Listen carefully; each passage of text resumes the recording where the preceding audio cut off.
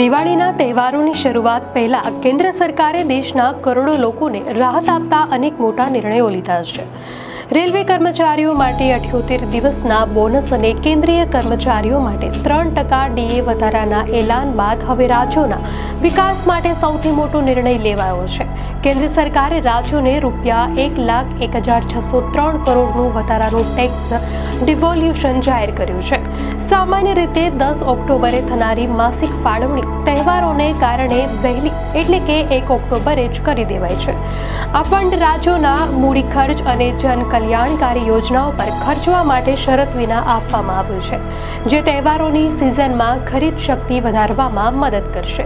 આ ફાળવણીમાં ઉત્તર પ્રદેશને સૌથી વધુ ₹18,227 કરોડ મળ્યા છે, જ્યારે ચૂંટણીવાળા રાજ્ય બિહારને ₹10,219 કરોડ અને મધ્યપ્રદેશને ₹7,976 કરોડ ફાળવવામાં આવ્યા છે, જ્યારે ગુજરાતને ₹3,534 કરોડ મળ્યા છે.